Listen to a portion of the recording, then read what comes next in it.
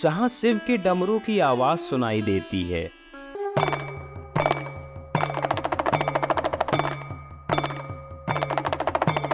जहां भगवान शिव बड़े बड़े पत्थरों के बीच बनी गुफा में विराजते हैं।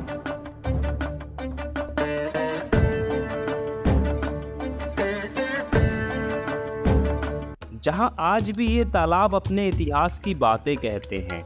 जहां रात में आज भी भूतों के भटकने की बातें कही जाती है। जिस किले को एक बड़े पत्थर को आधार बनाकर ही निर्मित किया गया हो। जिस किले पर आज भी सोने की ईंटें और कई खजाने दबे होने की बातें कही जाती हैं।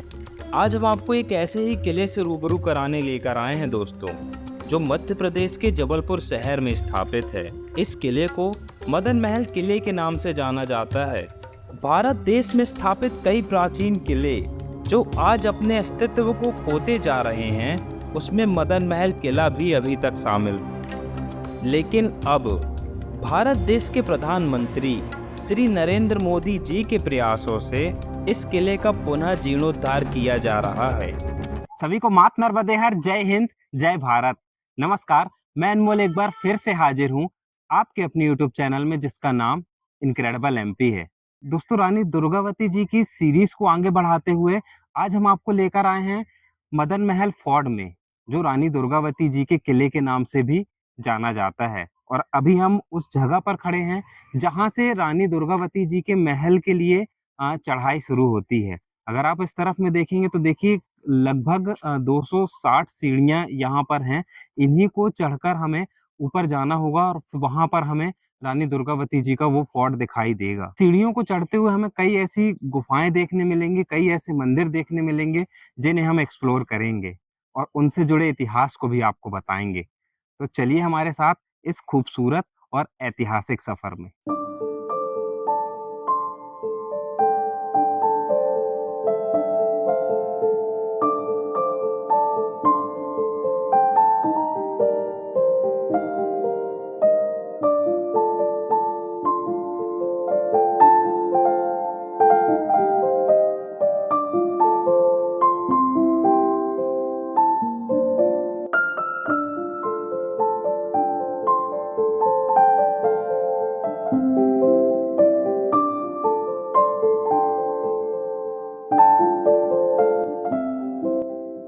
दोस्तों, कुछ ही हमने सीढ़ियां अभी चढ़ी हैं और यहाँ पर अगर आप देखेंगे ना तो देखिए कितने बड़े बड़े यहाँ पर पहाड़ पत्थर दिखाई दे रहे हैं और उसी के ऊपर देखिए भगवान शिव का त्रिशूल और डमरू दिखाई दे रहा है।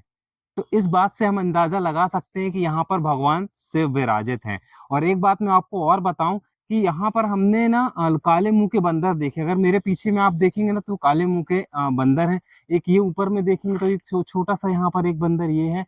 और ये जितने भी बंदरों को आप यहाँ पर देख रहे हैं ना, ये इन छोले के फूलों को यहाँ पर खा रहे हैं। जो एक फूल, छोला का फूल हमारे यहाँ कहा जाता है, उनको खा रहे हैं। और ये बहुत ही बेहद करीब से हमारे निकले और हमें कुछ भी नुकसान इन्होंने नहीं पहुंचाया है। तो चलिए अब पहले भगवान शिव के आपको दर्शन कराते हैं, देन उसके बाद में फिर हम फोर्ट की तरफ बढ़ेंगे। उस तरफ में अगर आप सामने देखेंगे तो वो सीढ़ियां हैं जहां से लोगों का आना जाना हो रहा है। और इधर पर देखेंगे तो भगवान शिव का ये मंदिर है। यहाँ पर देखेंगे तो ऊपर देखिए कितने बड़े बड़े और कितने सारे पत्थरों पर भगवान शिव यहाँ पर अंदर यहाँ पर विराजमान है। अगर आप इस तरफ में देखेंगे ना तो देखिए एक गुफा सा बना हुआ है और उसी के अंदर भगवान शिव वहाँ पर विराजमान है। मेन जो एंट्री गेट है वो इस तरफ से है। और देखेंगे तो यहाँ पर एक बहुत ही अच्छी ठंडाहट महसूस हो रही है। और ये देखेंगे तो यहाँ पर ये इन पत्थरों से थोड़ा सा हमें झुक कर ही आना पड़ेगा। और ये देखेंगे तो यहाँ पर ये काले मुंह के बंदर हमें यहाँ पर देखने मिल रहे हैं। और इस तरफ में अगर आप देखेंगे तो यहाँ पर माता पार्वती जी विराजमान है और सामने में ही भगवान शिव विराजमान है।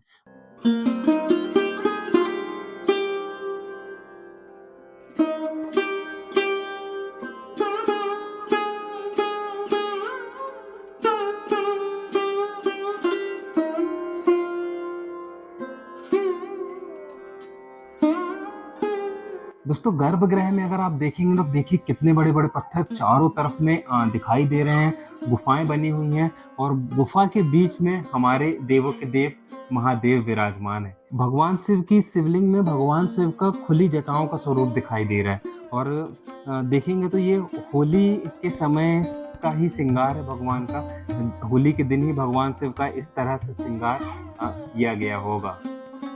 चाहे जितनी भी गर्मी हो, जैसे गर्मी के दिन अभी शुरू हो गए हैं, चाहे जितनी भी गर्मी हो, ऐसा कहा जाता है कि इस मंदिर के अंदर में एक विशेष तरह की ठंडाहट महसूस होती है।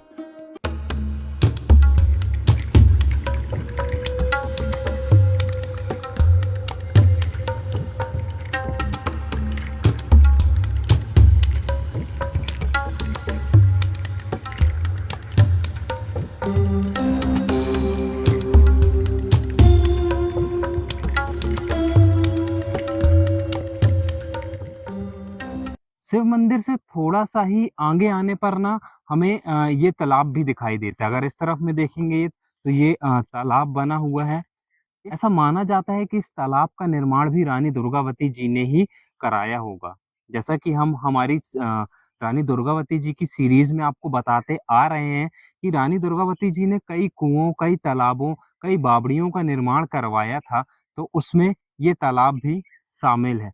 और जो कि पास में ही क्योंकि मदन महल फोर्ट है, इसीलिए पानी की व्यवस्था के लिए भी उन्होंने इस तालाब का निर्माण कराया होगा। बरसात के समय में इस तालाब में भी पानी भर जाया करता होगा जिससे जो भी जल की पूर्ति है, की जाती होगी इससे। तो चलिए आगे चलते हैं और आगे की चीज़ें आपको दिखाते हैं।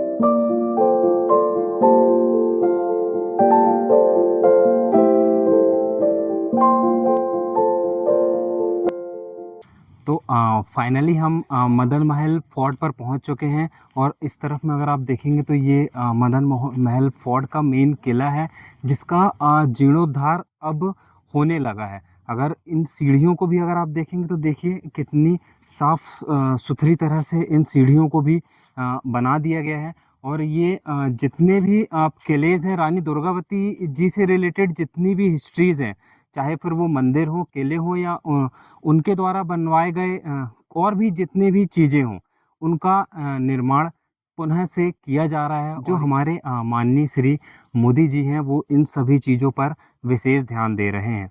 और इस तरफ में अगर आप देखेंगे ना, तो देखिए ये किले का जो टूटा हुआ हिस्सा है, वो आपको देखने मिलेगा। उस तरफ में भी जो टूटा हुआ हिस्सा है, वो आपको देखने मिलेगा। वहाँ पर उनके द्वारा बनाई गई बावड़ी भी है, वहाँ पर उनका मीटिंग हॉल भी है और इस तरफ में ऐसा कहा जाता है कि यहाँ पर उनका अस्तबल हुआ करता था।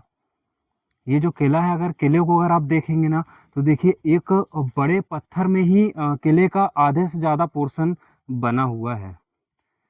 तो चलिए इस किले को एक्सप्लोर करते हैं और इससे जुड़ी हर एक बात आपको बताते हैं।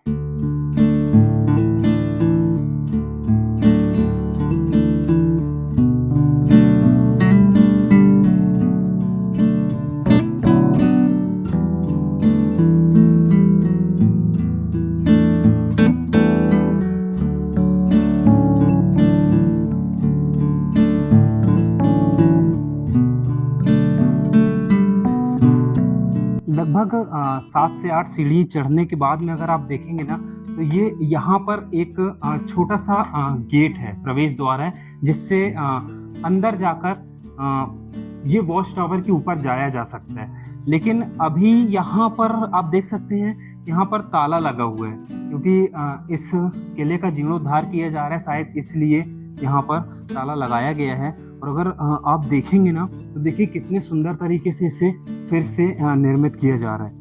जो पत्थरों के बीच में जो इस तरह से अगर आप देखेंगे तो ये दरारें हमें दिखाई दे रही हैं सीढ़ियों पर। जैसे उस पीछे में भी अगर आप देखेंगे तो दीवार पर भी जिस तरह से हमें दरारें दिखाई दे रही हैं, तो उन दरारों को भी बहुत अच्छी तरह से यहाँ पर भरा जा रहा है। अगर आप देखेंगे ना तो ये देखिए, और इसी किले के ऊपर में ही देखिए छपाई भी हो रही है। जिस तरह से उस समय में इस किले का निर्माण किया गया था ग्रेनाइट पत्थरों से और भी जो भी मिट्टी या बालू पत्थरों से, उसी तरह से अब भी इसका निर्माण किया जा रहा है, जिससे ये जो अपनी प्राचीनता है उसे भी न खो सके और इस किले का वर्चस्व भी बना रहे। मदन महल किले का निर्माण 11वीं शताब्दी में गौड़ वंश के राजा मदन सिंह द्वारा करवाया गया था, इसलिए इस किले को राजा मदन के नाम से जाना जाता है। इस किले को राजा ने अपनी शान शौकत के लिए बनवाया था, लेकिन बाद में इसका उपयोग वॉच टावर, सैनिक छावनी और अस्तबल के रूप में किया जाने लगा और किले के ऊपरी भाग से पूरे शहर पर नजर रखी जाने लगी। फिर 16वीं शताब्दी में रानी दुर्गावती जी इसी किले पर युद्ध का अभ्यास किया करती थी, और जब रानी दुर्गावती जी उस समय आसफ खान से लड़ रही थी, तो उनकी इस लड़ाई में इस किले ने महत्वपूर्ण भूमिका निभाई थी। रानी दुर्गावती जी ने इसी किले से कई सुरंगों का निर्माण करवाया और साथ साथ कई बावड़ियां, कई कुओं और कई तालाबों को भी खुदवाया, और इसी वॉच टावर से रानी दुर्गावती जी अपने दुश्मनों पर नजर रखा करती थी।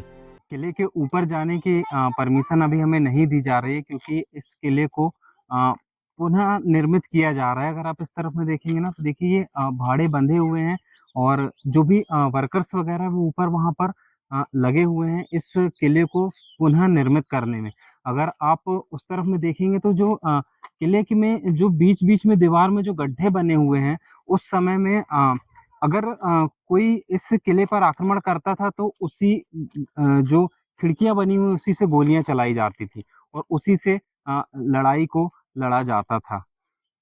रानी दुर्गावती जी, ऐसा कहा जाता है कि रानी दुर्गावती जी यहाँ पर अपने जो भी शस्त्रों का जो हम ये कहें कि निर्माण और लड़ने की जो भी कला हुआ करती थी उनकी, वो यहीं से सीखा करती थी, यहीं पर वो अपना प्रैक्टिस किया करती थी। ये जो पोर्शन आप देख रहे हैं, ये उनका अस्तबल हुआ करता था, जहाँ पर उनके घोड़े, हाथी वगैरह बांधे जाते थे। और ये यहाँ से सामने से अगर आप इस किले को देखेंगे तो देखिए कितना सुंदर ये किला बना हुआ है। इस किले के बारे में ऐसा कहा जाता है कि आज भी इस किले के नीचे कई खजाने और सोने की ईंटें दफन हैं, जिसके बारे में कई लोगों ने खोज भी की है। रिसर्चर्स भी आकर यहाँ पर देख चुके हैं कि ऐसा रियल में है या नहीं। और कई लोगों का ऐसा भी मानना है कि रात के समय में यहाँ पर अजीब-सी आवाज़ें आती हैं। अब इस बात में कितनी सच्चाई है, वो तो भगवान ही जाने।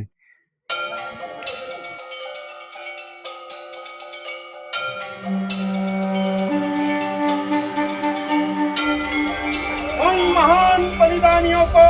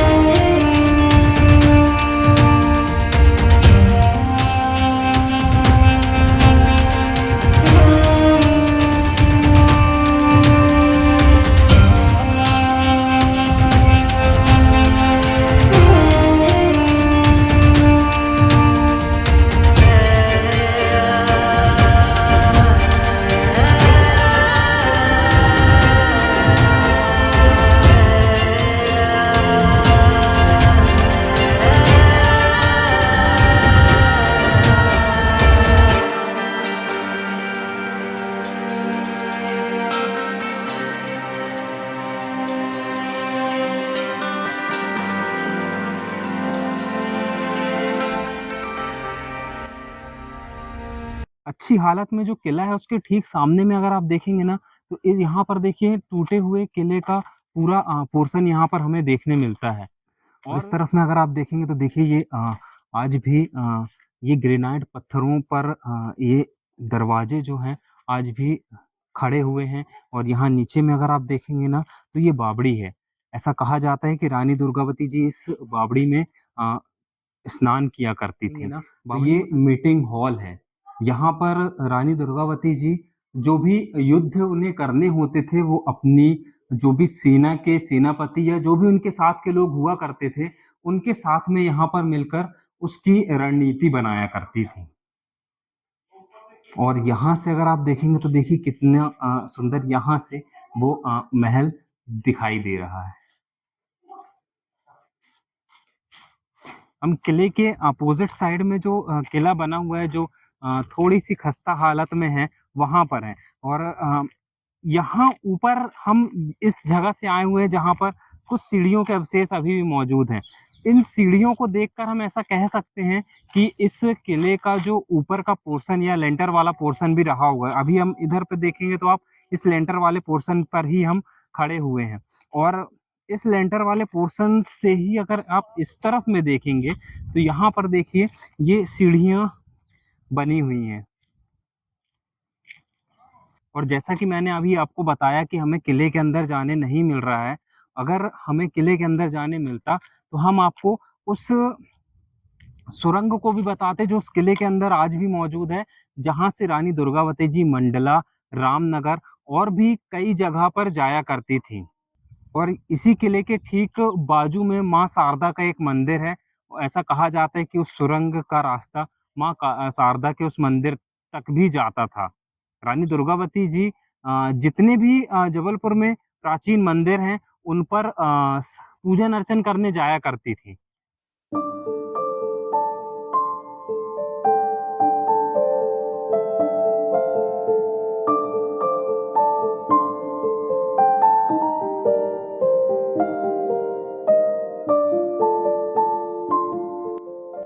रानी दुर्गावती जी के मदन महल फोर्ट पर आकर आपको कैसा लगा हमें कमेंट में जरूर बताइएगा।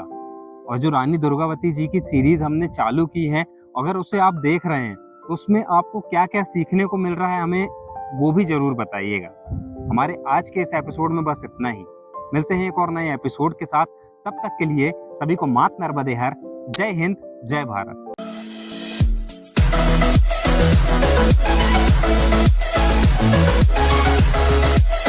We'll be right back.